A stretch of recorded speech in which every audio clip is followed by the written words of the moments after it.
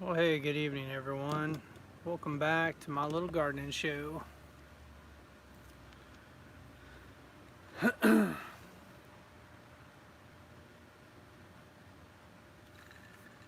been a productive week.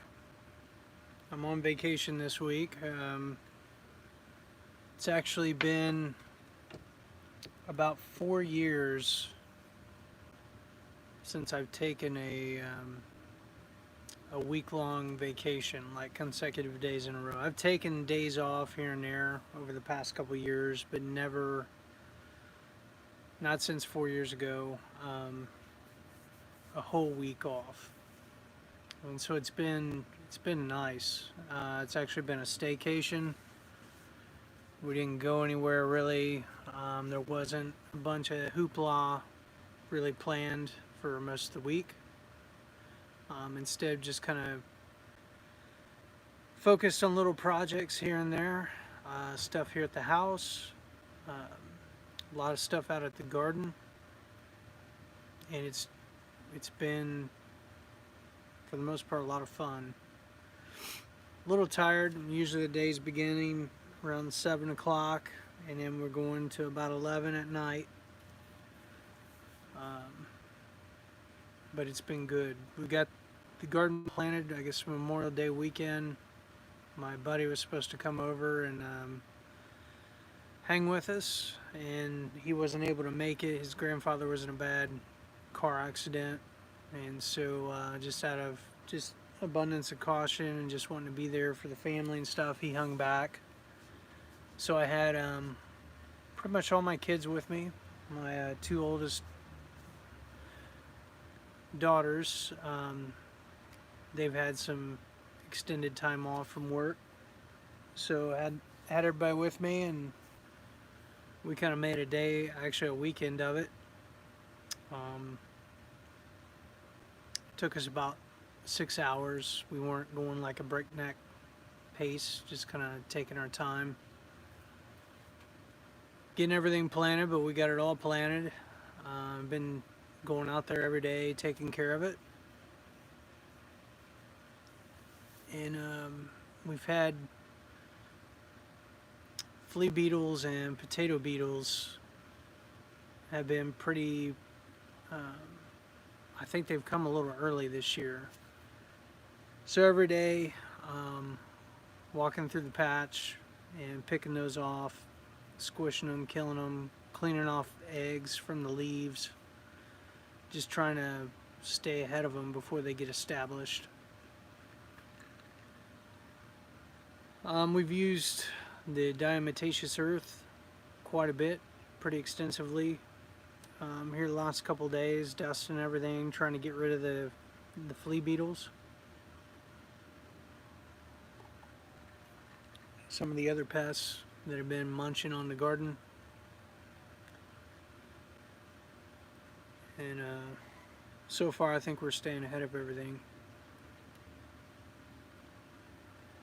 Got a lot of content over the last week that I've filmed. I just haven't had time to really look through it, edit it, get it posted or anything like that. But I hope to do that possibly this weekend. Um, my oldest daughter, she is graduating, so we're having a little shindig at the house this weekend. Um, Basically, close family, um, friends, other acquaintances and stuff will be driving by. We'll have like a little tent set up out front for people to drop off cards and things of that nature, just kind of well wishes. So it's pretty exciting. I mean, not exactly what we pictured, you know, even last year when we were kind of looking ahead to what things might be like, but um, she's pretty content with what we're going to be doing, and I don't know. It's just been good. Things have been good. Um, let's see what else has been going on. We spent quite a bit of time out in the tomato patch today. I was going to redo the 2 trellises I have and was going to put up some T-frames and string 4 lines, but decided to go with what I've got at least one more year, partially just out of time constraints. You know, it would take at least a day or two to get all that ripped out and the new stuff put in, probably a full weekend, and I just didn't want to invest that amount of time at this point, as well as money. I didn't want to spend all that money on treated lumber and stuff like that, at least at this point. So we did a few repairs to the current trellis. I ran some wires down at the bottom and we strung up the tomatoes. Took about 2 hours to get all that done today. Other thing we've been doing is I've raised a lot more plants than what I need, and I do that intentionally, so if I need backups I've got them, but also to just bless family and friends. So 5 or 6 people I've given plants to, or they've come over and gotten them, and so that's been kind of neat, and they can kind of see the I guess the love that I'm putting into it, and the attention. Everything looks really healthy and well cared for.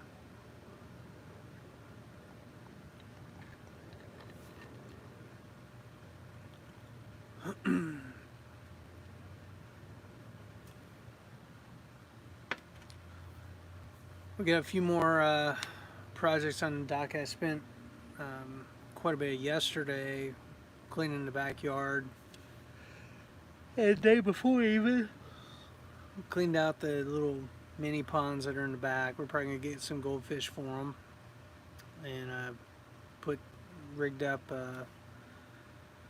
some air stones to keep it aerated and hopefully keep it from going anaerobic. I dug out probably about 6 to 8 inches of sludge.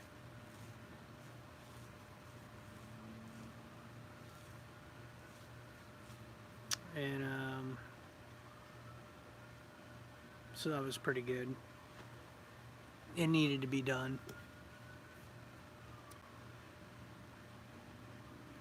Also got a couple more grow boxes set up, the Bountiful Harvest grow boxes. We planted radishes and another round of lettuce. And then I've got some potted tomatoes up here on the deck, and going to do some peppers. And then that'll be pretty much it. From the rest of the time is pretty much just going to be trying to maintain, stay ahead of the weeds, stay ahead of everything. Probably the one other thing that I may do is put some drip lines in over at the garden. It's quite a production to get things watered over there, and it would be just so much easier if I had drip lines running down the middle of each row with a control valve, at the spigot of each one that I could control, so we could water things in stages. Just have the main tap on and just go down the row and maybe turn 2 or 3 of them on, let them run out for 10-15 minutes, and then go to the next set, so on and so forth. So yeah, it's pretty much what we got going on, just gardening wise. I think my wife's enjoyed having me home. We've pretty much had our list. At times it's overlapped where I've helped her with things, but I think she's enjoyed getting some projects done around here, and being able to kind of divide and conquer with the kids, where a couple kids go with me, a couple kids stay with her, and just getting everything in shape. we got some friends coming in from Indiana this weekend. We're gonna stay at a hotel. They're not staying with us, but we're gonna be hanging with them for a couple days, um, along with the family. So yeah, it's really looking forward to the weekend and some time together.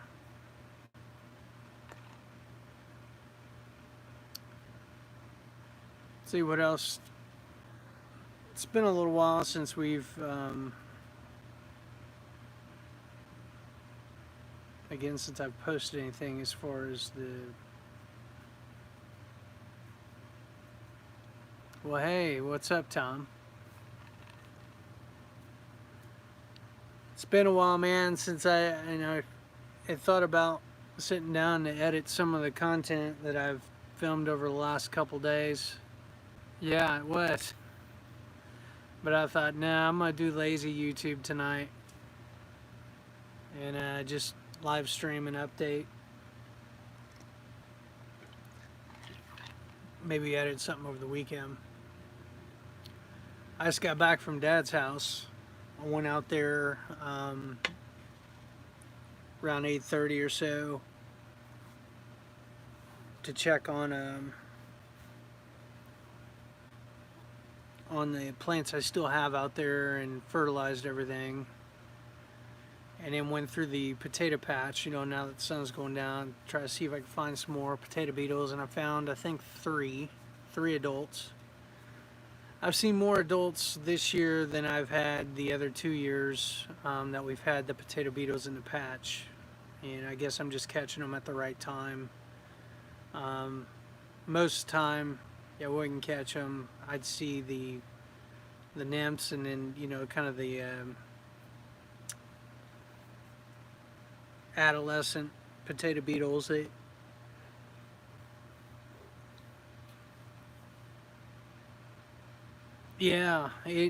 really affected it last year because we just kind of, we tried to stay on top of it to a degree, but what they do is they will literally chew down all the foliage on the stems of the plants, where you've just got these stubs if you don't do anything about them.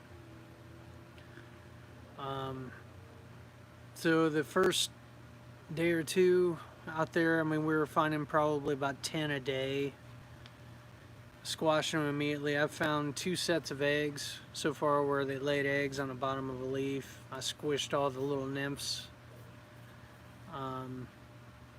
So the last 2 days, we've probably found 4 or 5 each time I've walked the patch. I've found probably 3 this early afternoon when we were out there stringing the tomatoes, and then when I went out there tonight, I found 3 more that had come out and appeared, and squished all them. So I'm hoping that at some point we'll be done. I'll have eradicated, through just a consistent campaign of squishing, that I will have eradicated that pest from the garden. Flea beetles are the other one that's been bad, chewing holes, drilling holes in the leaves of all my nightshade stuff.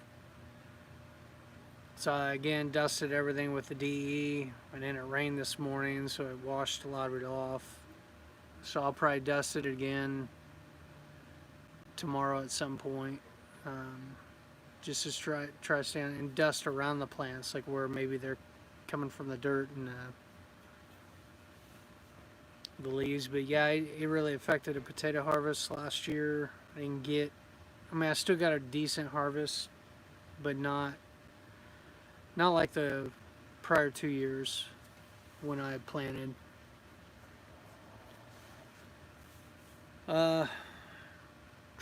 Put some mint lighter down on the tomatoes, like liquid, the constant feed. I took my 2-gallon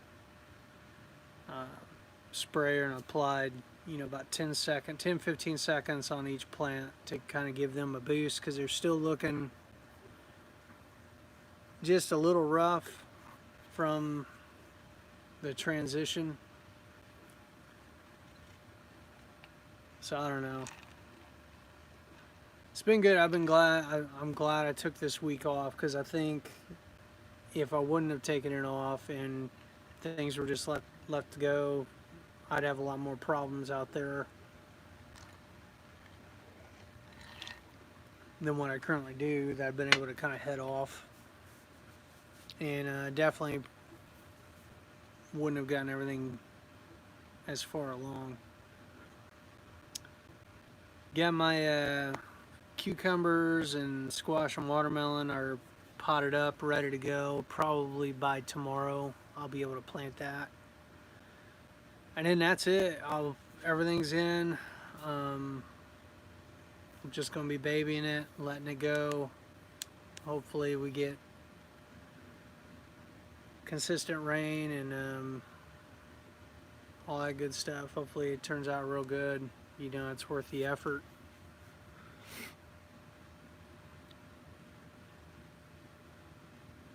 Yeah. Yeah, and we gotta do. I know we're gonna try to get together, get the key done on the car whenever that works out.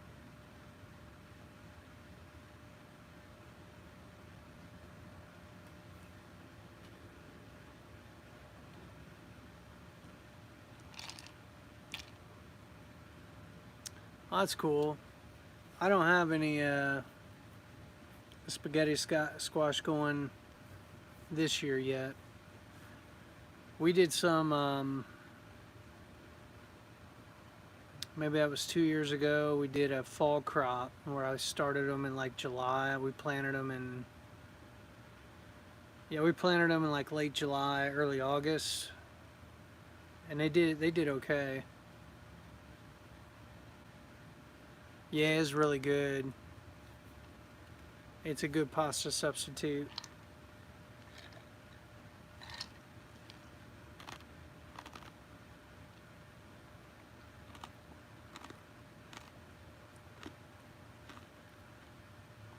Man, I was impressed by your freezer, man.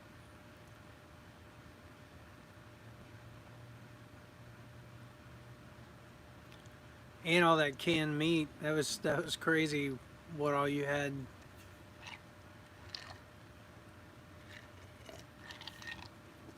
Which reminds me, I need to wow. I gotta package up that bacon still. They used some of it last night. They decided they wanted to do breakfast for dinner, and I didn't eat with them. I ended up going out.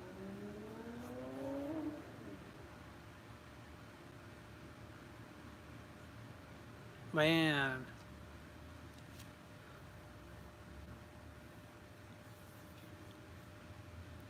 we um, we loaned our mini fridge to my in-laws today. I guess their freezer went out, and so it's like a mini fridge slash freezer. So took that over there.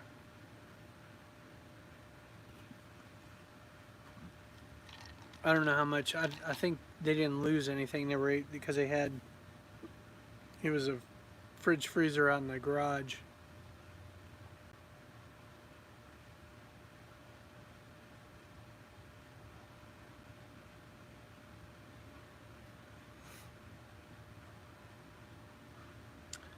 Yeah, meat's getting expensive, man.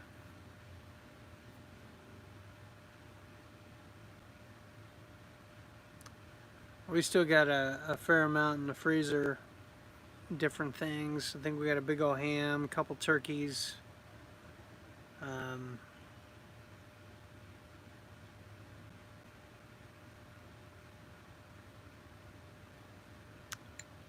and speaking of, COVID and all that, so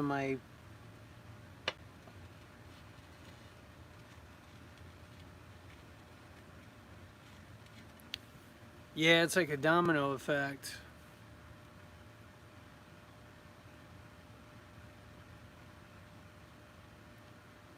No,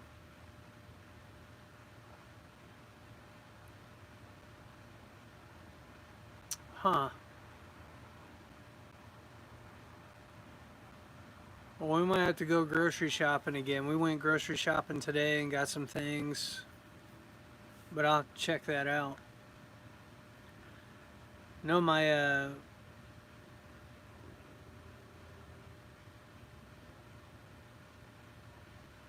yeah, I saw the big old ham shank. That was that's incredible, man.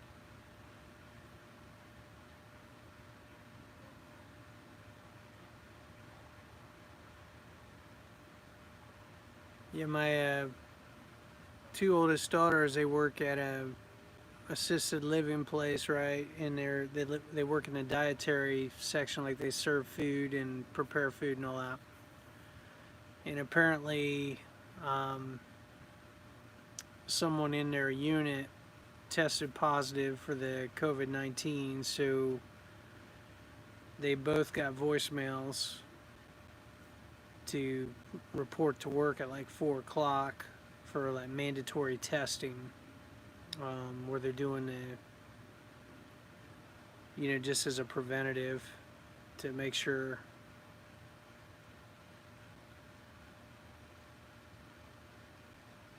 Yeah.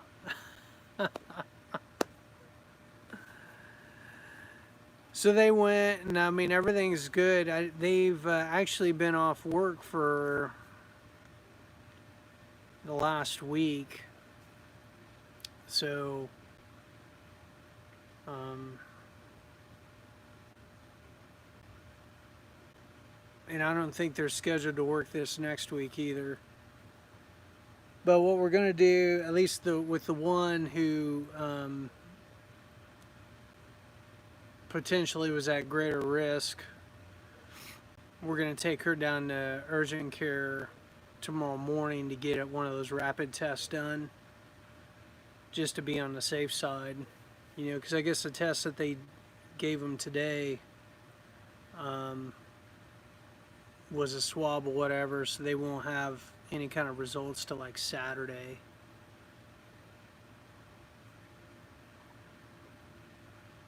So we're gonna take the one daughter who worked in closer proximity. I guess the last time that she was there, we're gonna take her down to the urgent care. Yeah, take her to urgent care tomorrow to get the rapid test done, where they, I guess, they prick the finger, and in like 5-10 minutes or something, they can tell you whether you have it or whether you get the antibodies or whatever.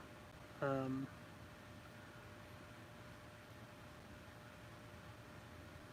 just to be on the safe side. And then, yeah, kind of see, go from there. I mean, I don't think she's got like um, any issues, and like I said, it's been about a week since she last worked, so like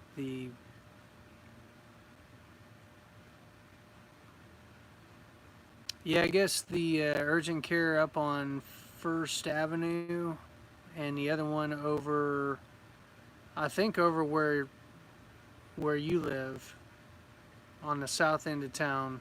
Um, they're the ones doing them. I think the clinic on the south end of town opens at 9. The other one, the one that we're going to, that we're taking her to tomorrow, opens at 8. So we're just going to knock it out and be sure. But what I can do is, assuming everything comes back good, I can message you. If she's good, then we're still good, hopefully. If she's not good, then yeah, we probably won't be hanging out for at least 2 weeks.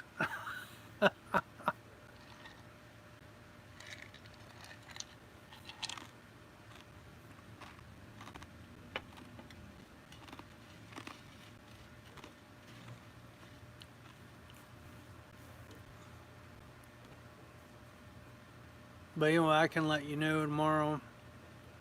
I think her plan is that my wife is going to take her to the clinic kind of first thing.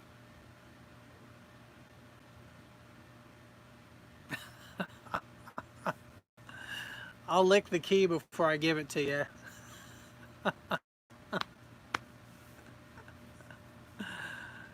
Oh, shoot.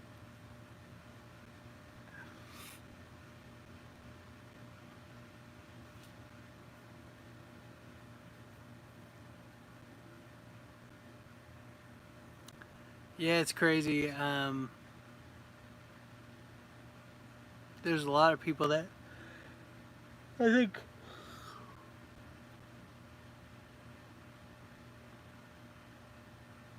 Yeah.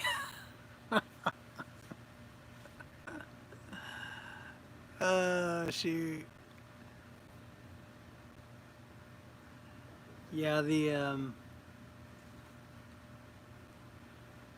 think a lot of people around here aren't taking it very seriously, anymore. I don't know. I think it's because a lot of people don't either A, they don't know anybody that's had it. Um,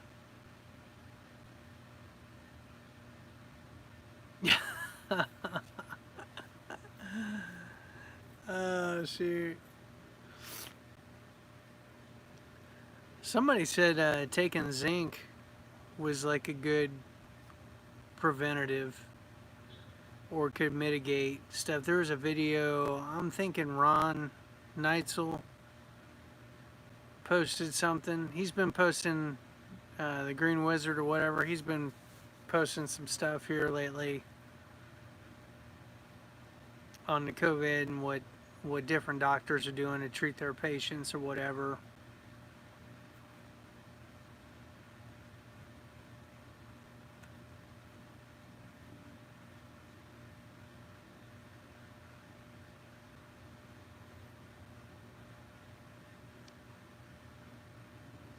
We're still being, trying to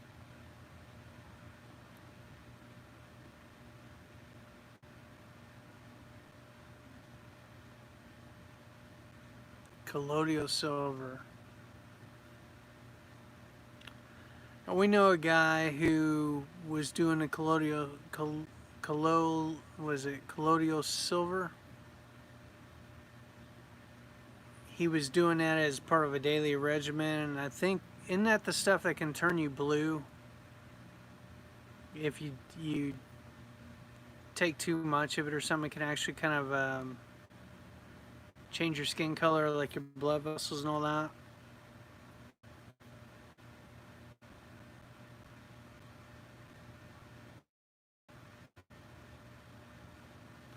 Yeah, so that's this guy we know. That's what happened. He was had a bluish tint.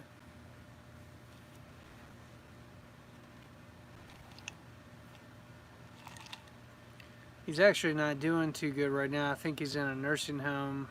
As my wife's friend,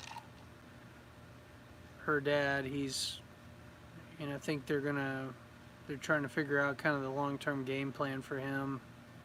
I don't think he's going to be going back home.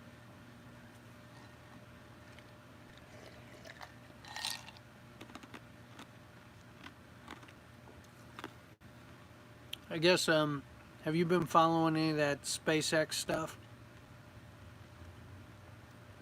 They were supposed to have the launch yesterday, but due to weather or whatever, they had to move it to Saturday. It's supposed to be televised and all that. I think it's been, like 9 years or something since the last space mission. So it's kind of cool.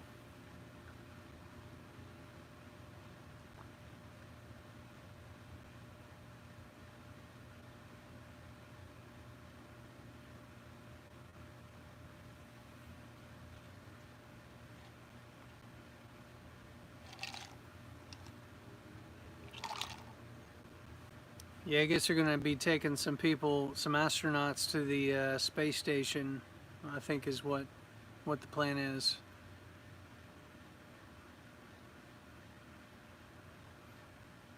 Oh, that's cool.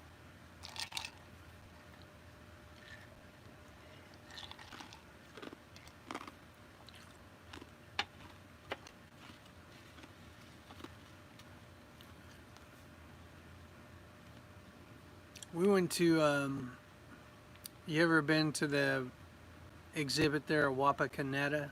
I think it's Wapakoneta.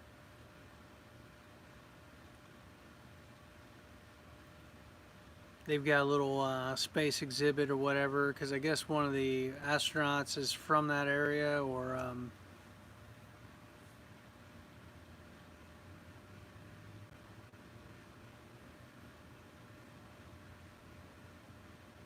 yeah, it's pretty neat. They've got yeah, Neil Armstrong.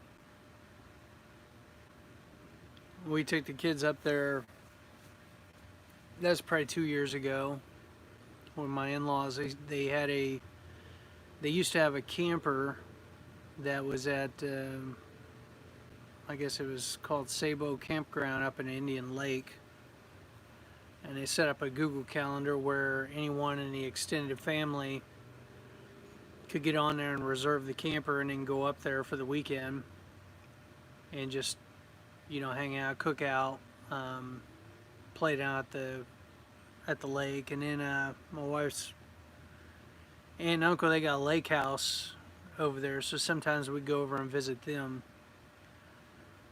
But they'd go up there, during the summer, and spent quite a bit of time up there, at least while I was at work. And then there were a couple weekends we went over, and I guess they call it glamping. We weren't really camping, we were glamping.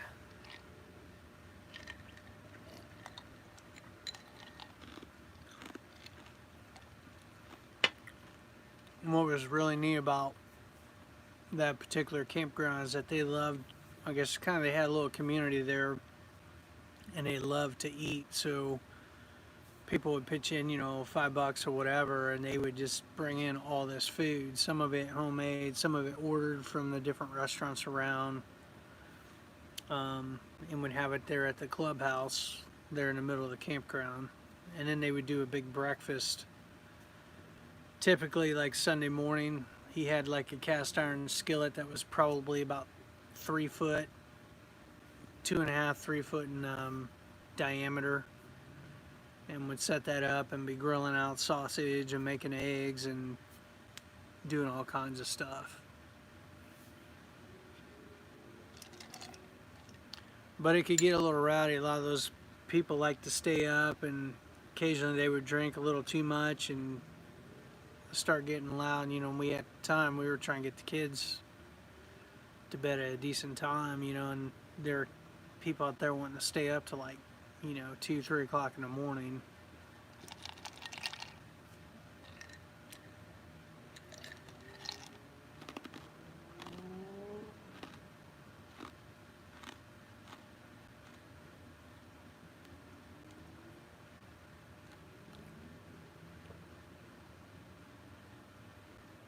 Yeah.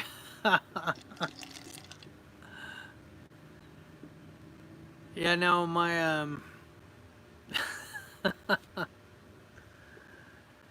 in-laws, they're in a wine tasting club or whatever, and so they'll get together with some friends and sample stuff, and that was kind of their hobby. And then periodically they would plan trips. Now they haven't,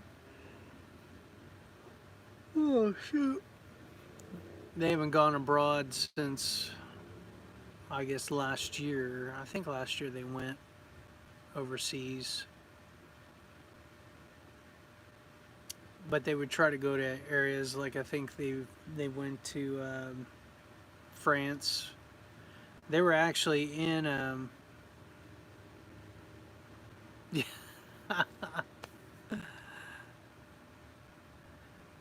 Yeah, every once in a while I'll have a sip myself, but we don't typically buy it. Usually it's more people buying it and bringing it over, and then if it's a special occasion or whatever, sometimes I'll partake. But my in-laws, they were over in Paris, France, when those terrorist attacks happened a few years ago.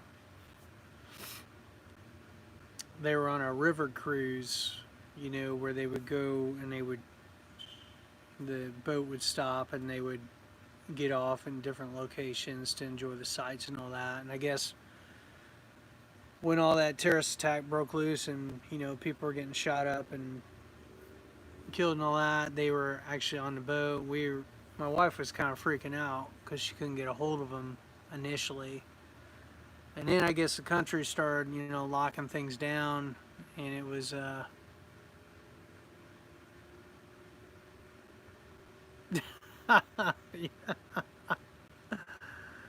Oh shit.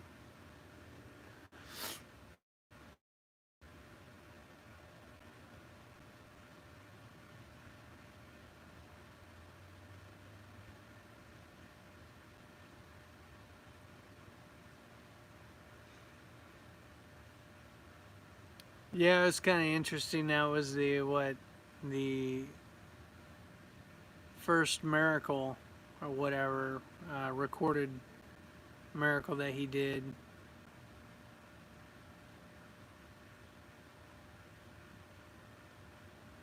I think what was cool too about that was it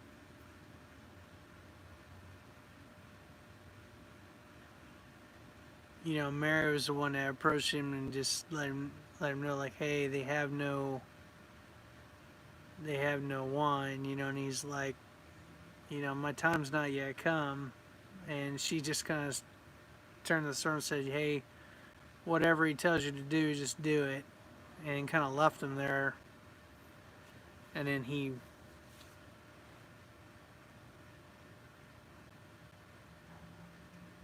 Yeah, it's crazy.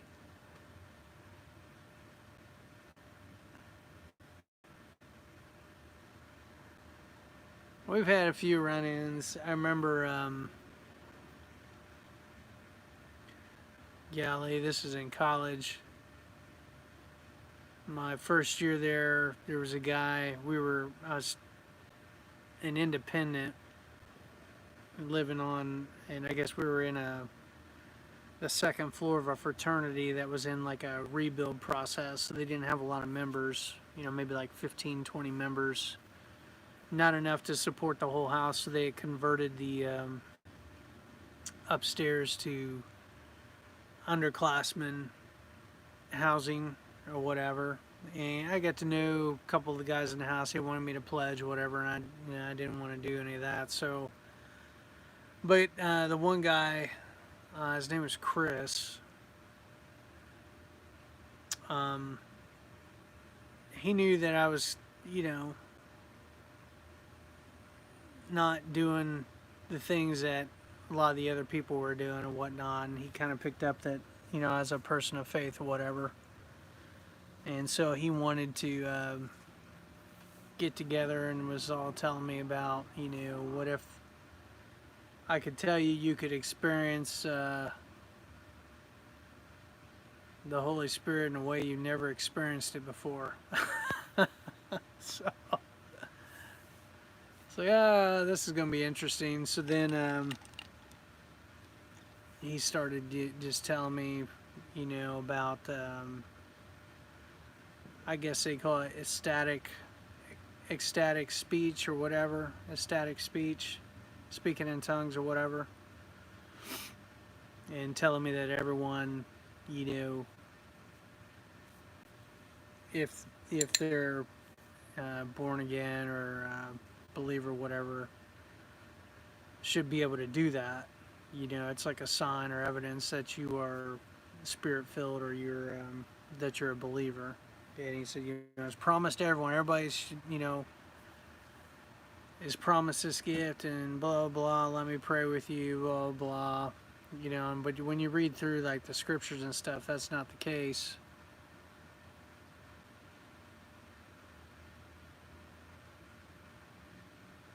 Yeah.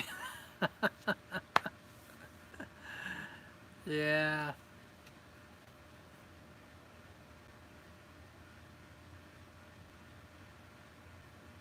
Yeah, there's definitely some. I think the main gist for them, and there's good people, in that denomination or whatever, um, and some that practice the gifts the way they're supposed to and all that. And then there's some real, like, people that abuse um, those gifts, and or claim to have them, they really don't, type deal.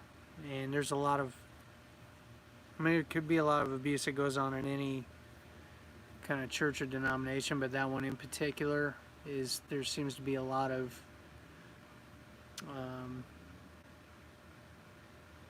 abuse, kind of false hope that goes on, where people are presuming stuff. Um, at the Lord that they shouldn't, or I don't know.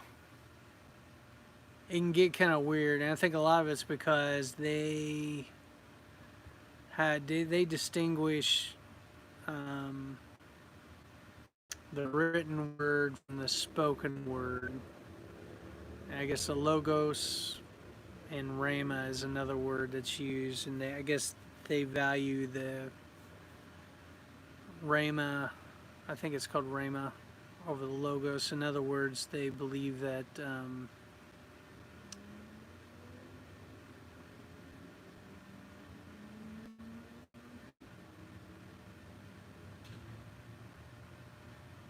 yeah, yeah.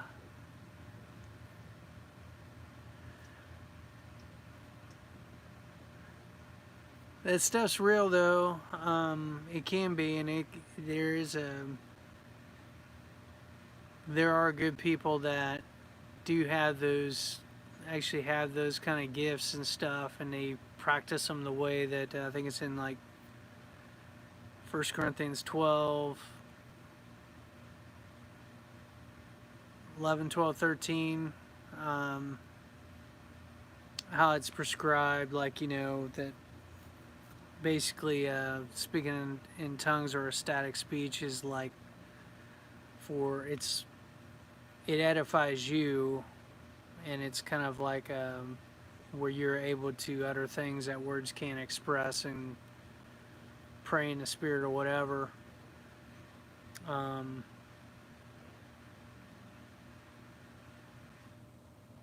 but there is, you know, people aren't supposed to practice that.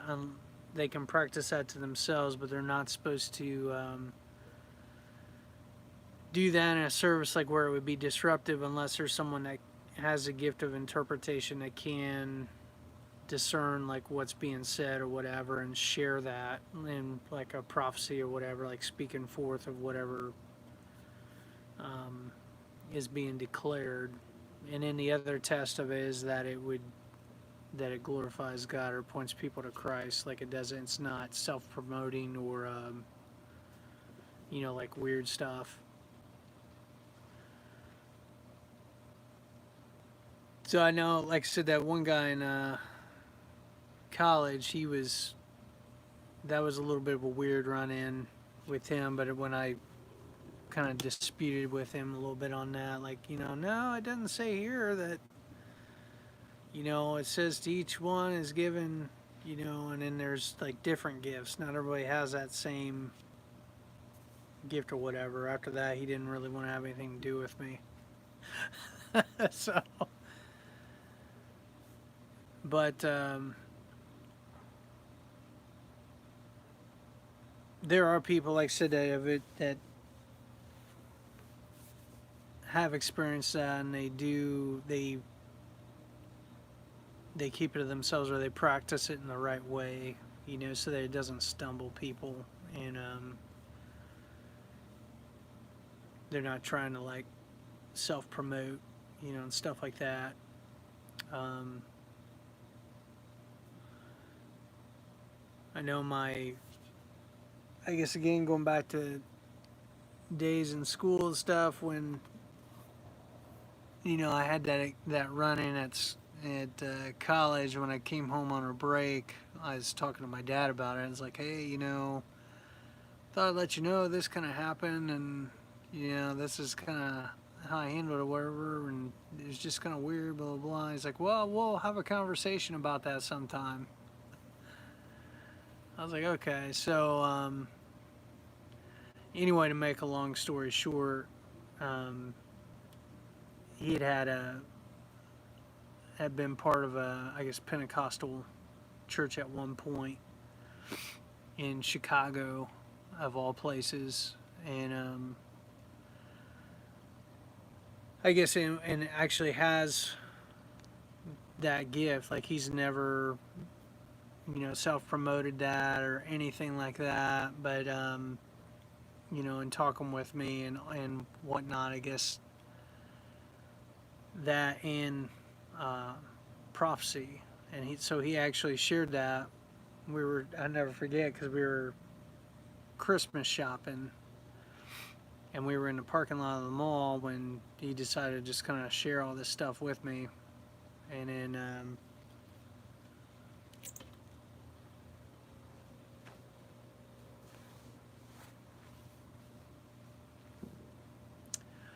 yeah, it talks about that, like I think that's and there's a couple different ways you can interpret it. There's a school of thought that interprets that as that means that the gifts, those kind of sign gifts, passed away with the apostles, and so that it's like no longer needed or whatever. And then the other, I guess, interpretation of that is talking about the fulfillment of, like, when we see the Lord, like, face to face, like when those gifts are no longer needed, like those former things will pass away, but love,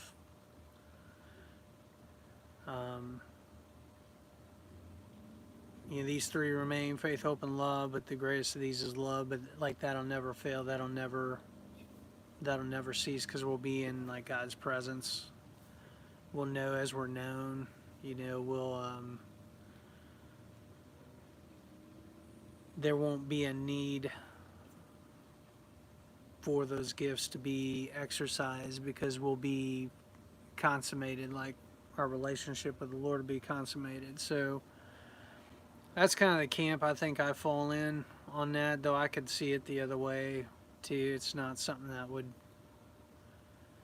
necessarily, that I would argue over or anything like that. The only thing would be just kind of personal experience that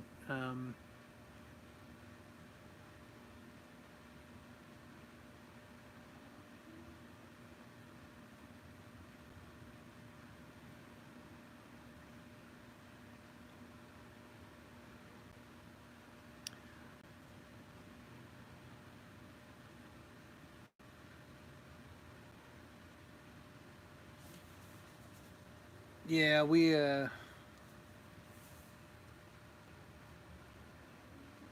it's interesting. I know when my dad, like, and just personal experience, like when he shared that, like he prayed in like a language I didn't understand. I don't know what it was, but and then he interpreted it afterwards, and that's the only time he's ever shared that with me. Like, that's never come up again. And he was clear on, like, he kind of unpacked all that. And then the only other point of reference would be, as far as personal experiences, my wife's had that happen before, where she was praying, and next thing you know, she was praying in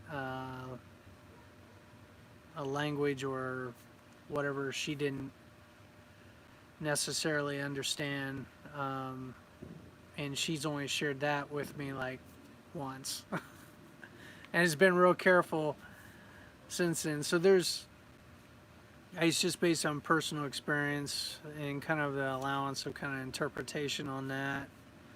I kind of lean more towards that the gifts are for today, like they're still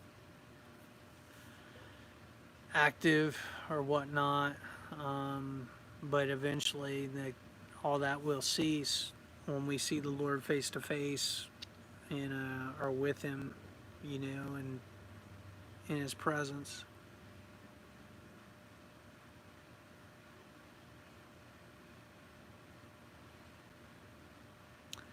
Yeah, and it could be. I mean, it talks about in the scriptures that in the last time, end of days, or last in the end times, people see visions. Young men will dream dreams. I mean that there'll be stuff that happens that we don't maybe up to this point have experienced.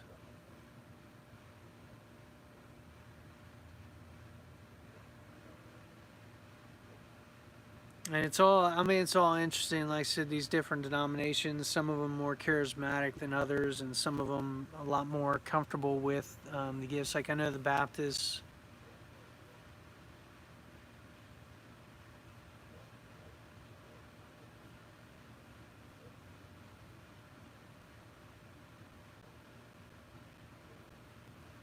Yeah,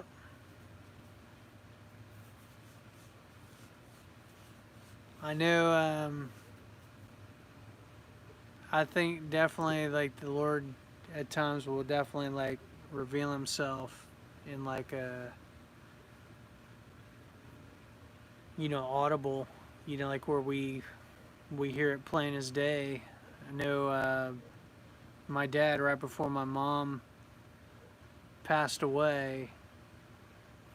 He was down in a shed at their house or whatever, and what he heard was like, kind of the same thing. I'm with you. Um,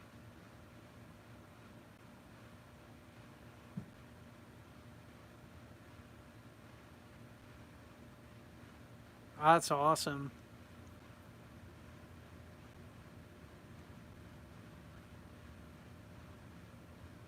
Yeah, I think there's like the Lord knows how to encourage us, like take care of us, and knows what we need before we even ask.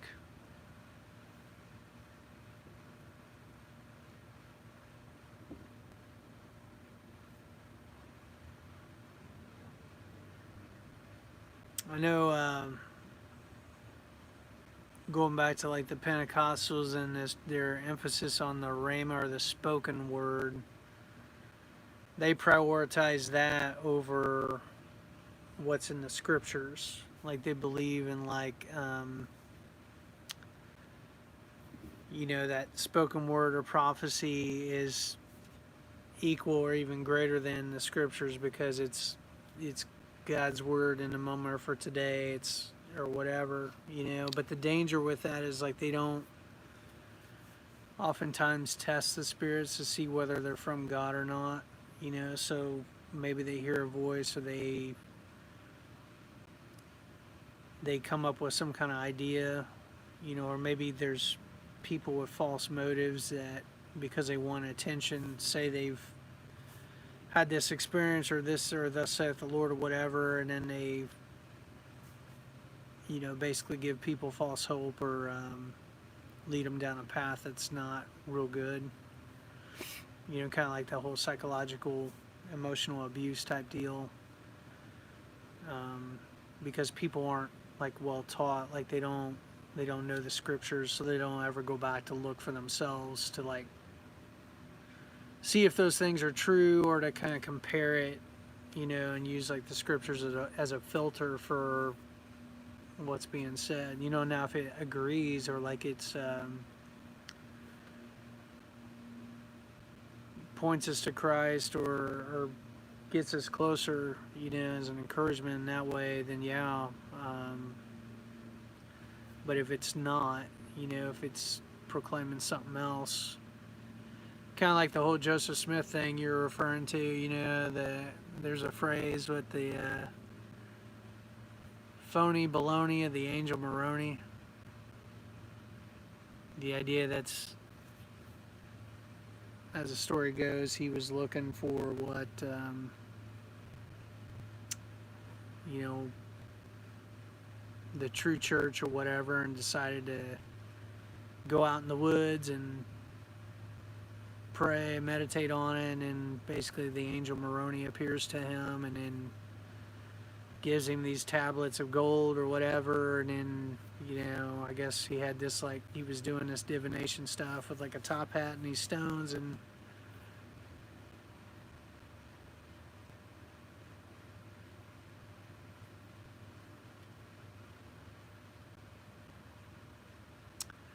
yeah, every once in a while, that's really cool, man.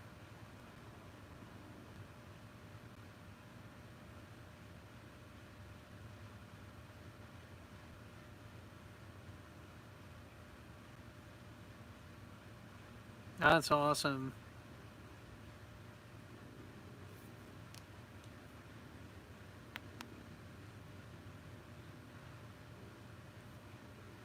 Yeah, I remember when I was trying to figure out whether I was supposed to stay and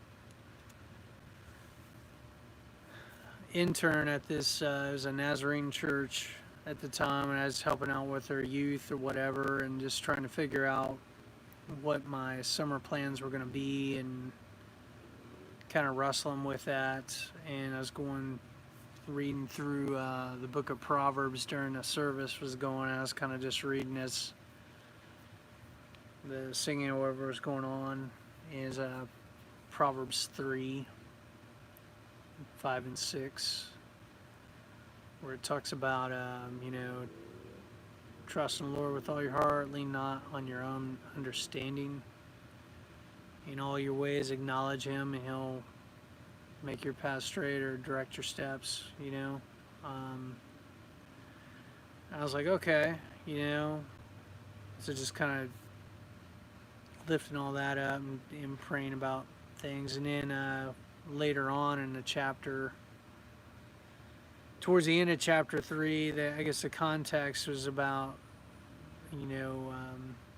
repaying, if you had the ability to pay what you owe or do good, to do that. It says, do not withhold good from those who deserve it when it's in your power to act. I think that's what the New International Version said. But kind of the way it was applied to me was like, it would be good for you to stay, and it's in your power to act, to make this choice, to pursue this. And so just, that kind of sealed the deal as far as pursuing that direction. And then it was kind of, okay, I'll continue down this path, but here's the 3 or 4 things that need to happen for this to work out. I need a job, I need a place to live. I got this girlfriend back home. What am I supposed to do with that? And then my parents totally have reservations. Like they're fully expecting me to come back home and live there and work for the summer and all that. They're gonna wonder what I'm doing. And it was kind of like within a week, all that was kind of answered, because basically the church put together a internship that paid me, I think, $3,000 for the summer, which is what I would have earned working part-time at the time, during the summer. And then they had an apartment arranged for the summer that I could live there for free. And so that also took care of my parents' concerns, because basically it was like I had a job and I had a place to live. So the only thing that was remaining was this girlfriend I had. And I think about a month into all of that, it was evident that that was not gonna work out. Like, my interests were divided. I was spending part of the weekend at home trying to, appease her, keep her happy, and then driving, 3-hour trek back on, early Sunday morning, because I was just like young and dumb, trying to make everything work, and it just was not sustainable. So I ended up cutting ties there, and then shortly after that, just some really cool stuff happened, and things kind of took off. And so yeah, I totally relate to that. Times when the Lord will use His Word to. You could be reading somewhere or pick a spot and start going, and then it seems like He personalizes it, and applies it, you know, to your situation, and it's like relevant. It's what you needed to hear, like when you needed to hear it, which is really cool.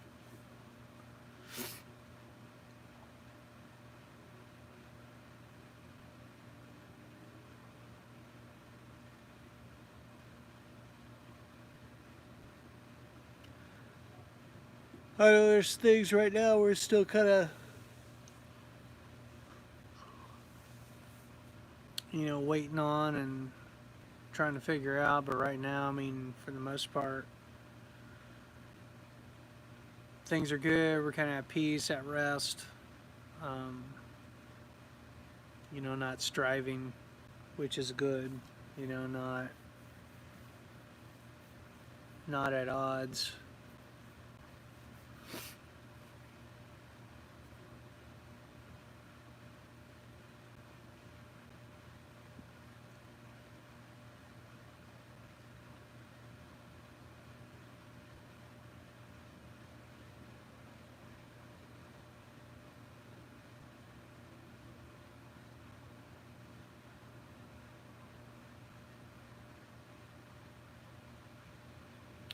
That's crazy, man.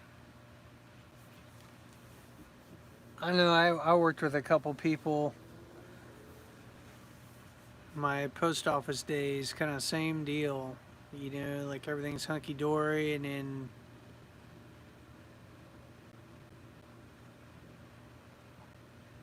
then while except I think it was flipped around where it was a gal who was there at work, and the next day she comes in all, distraught and stuff because her boyfriend moved out.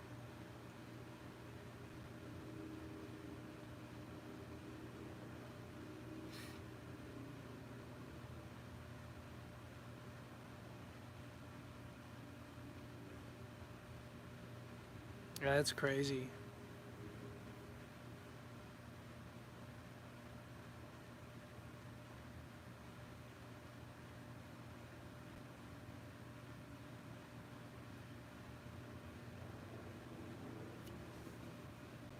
Oh my gosh, dude.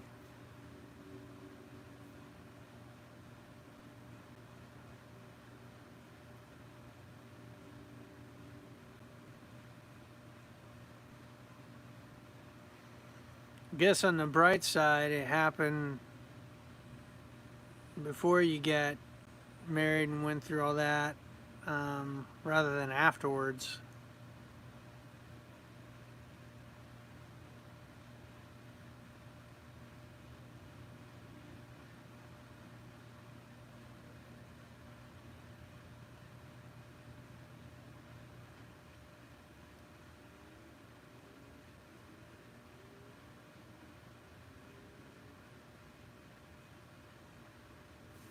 Yeah, relationships are tough unless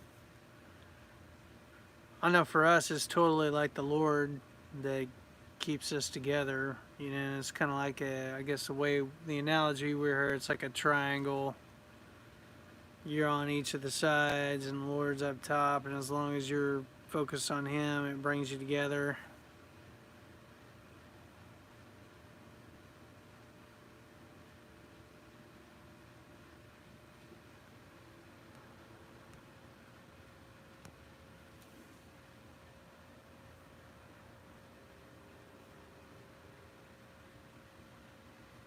Wow, what'd she say when you said that?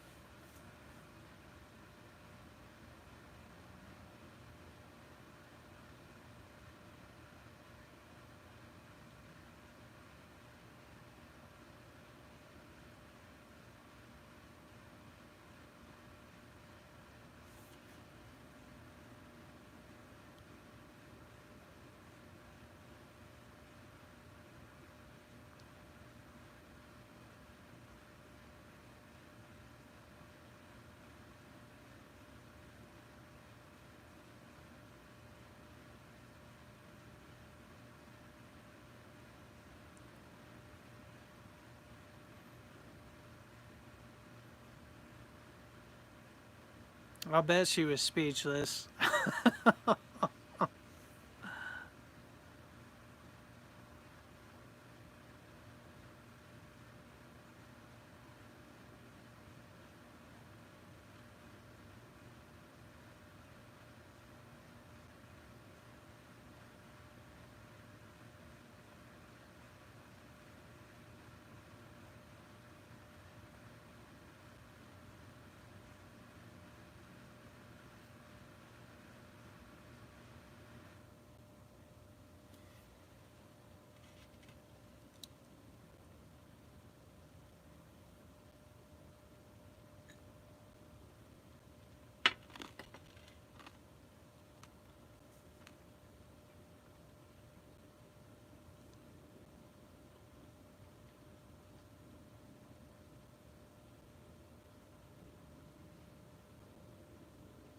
I'm trying to think back through. I know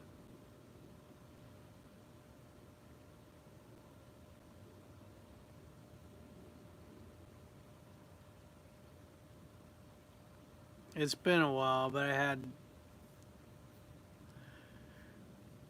this one guy in school. Yeah, I've referenced her before in a video, or whatever, because she's one that was part of that.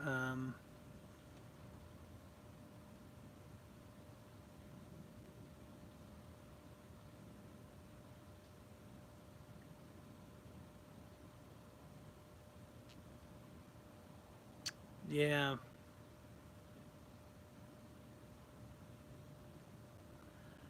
that there is a difference between belief and faith. You know, it's kind of like what it says in James, I think it is. You know, even the demons.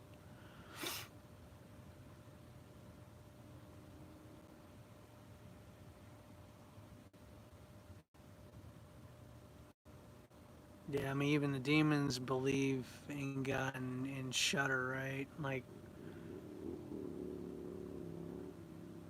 they believe He exists, but they haven't placed like their faith or trust in Him. They haven't been divinely persuaded to follow Him. You know, they're in opposition to Him. There's I think the word, it's pistis, I think is the word for faith that when you see it in the scriptures.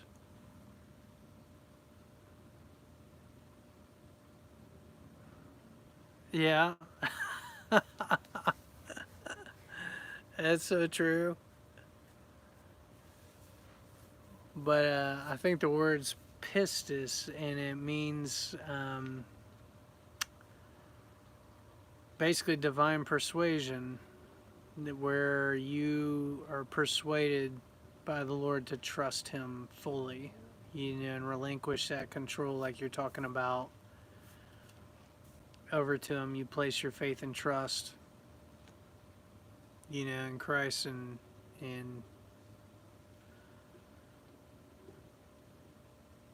allow the Lord then to lead, you know, lead your life. You know, it's an active faith. It's not a passive faith.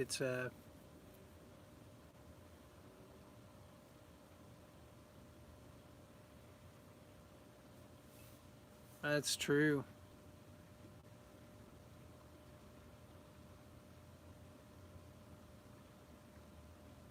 There's a lot of misplaced faith.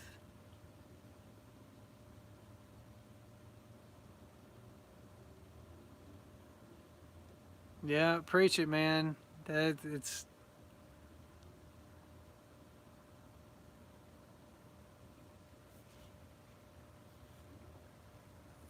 kind of, it reminds me of that verse as in John 10:10, where He says, you know, the thief comes to steal, kill, and destroy, but I've come that you might have life and have it more abundantly.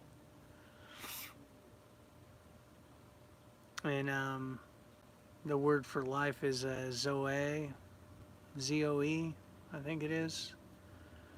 And it's referring to that quality of life that the Lord Himself had when He was here, like that, being able to commune with the Lord, like have this relationship where you are in harmony. It's like God's gift of wholeness. You know, you have this joy.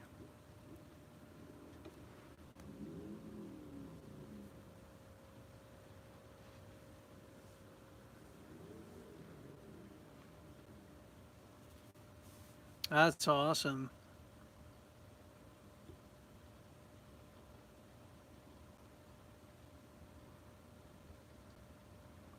Yeah, and the thing is, like, people don't understand that unless they've experienced it themselves, unless they've had an encounter with God where the Lord reveals Himself to them.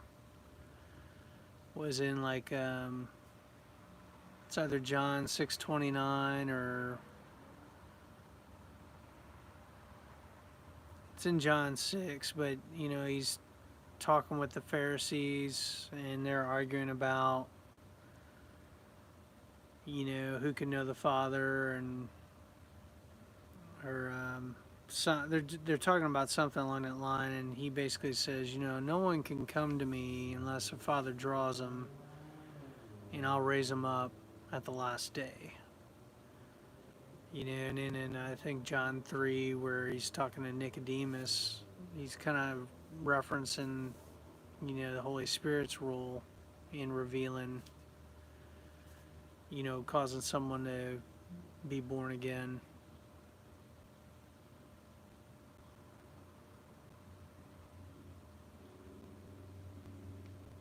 Yeah.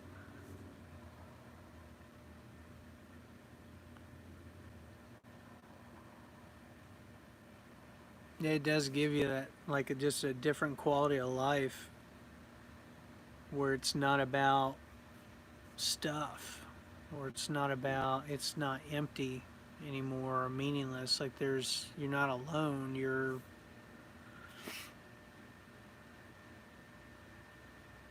know, it makes you whole. It gives you,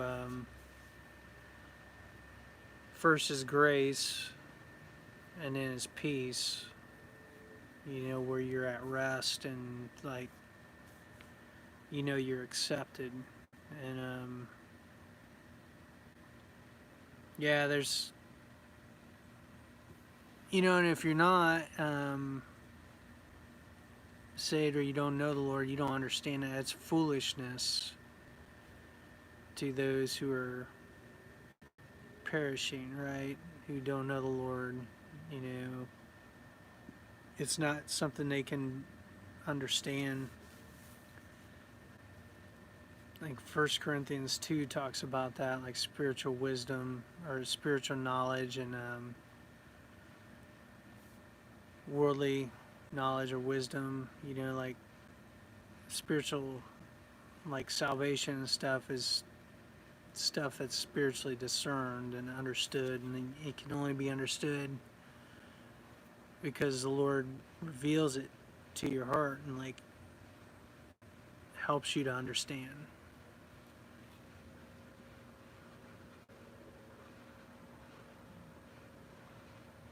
Yeah. Yeah.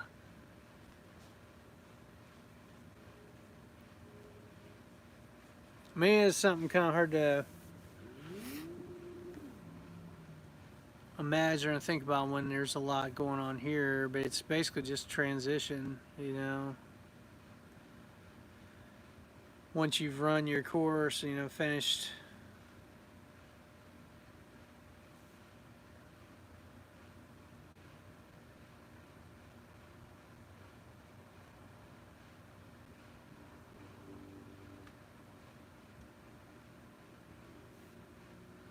Yeah, I totally agree. I mean, and that's the beauty of it. Like when you are,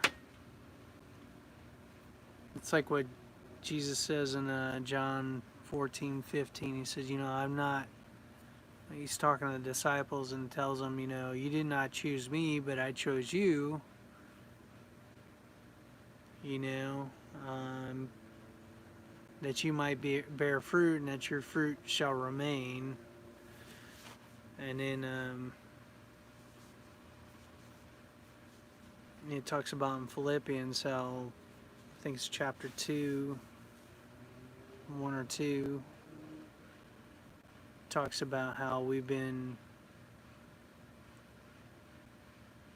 God calls us to will and to do according to His purposes, and then I think it's Ephesians 2:10 talks about, we're created, we're God's workmanship, basically created in Christ Jesus to do good works which He's prepared in advance for us to do. So there's like plans, and the Lord has a plan and a purpose, and whatnot. And part of the fun is just like discovering that, and walking that out. And doesn't mean it's going to be all easy and like rainbows and sunshine, but a lot of times, if I'm taking the time to just spend some time waiting with Him in the Word, reading through and thinking about things, praying on things, and kind of waiting with Him, He'll kind of set up the day, and reveal things and bring stuff apart or bring stuff about that, and it's neat. It's pretty neat how He works things out, Yeah.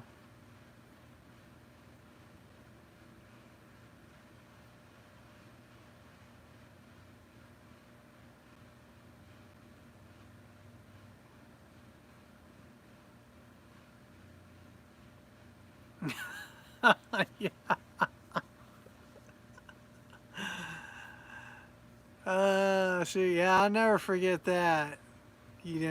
September, 90-degree weather.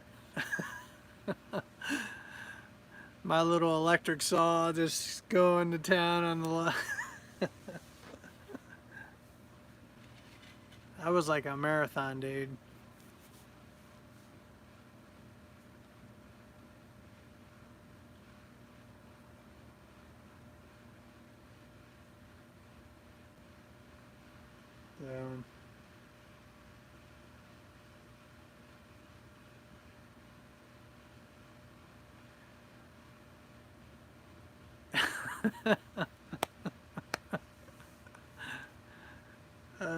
Shoot.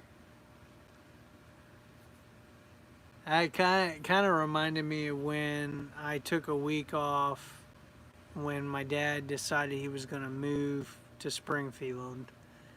He had this big pole barn, and it was filled with tools and junk. I mean, my dad's kind of a pack rat, and he had just all this stuff. And he got to the point where he was just tired of trying to save everything and going through it. And so he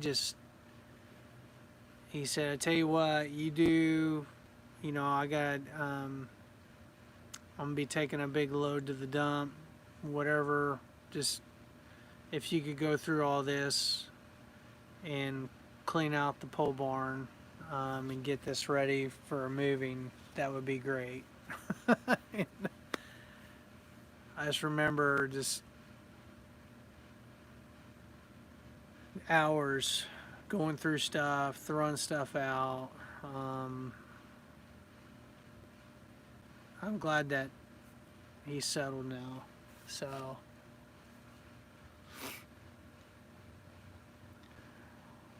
well, my wife's giving me the look, which means I probably need to jump off here, but try to pop in again on here.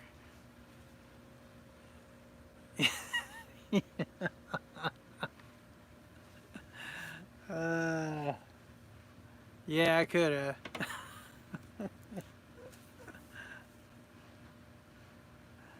Yeah, I'll hit you up tomorrow, and we'll see how things go. So, been good chatting with you.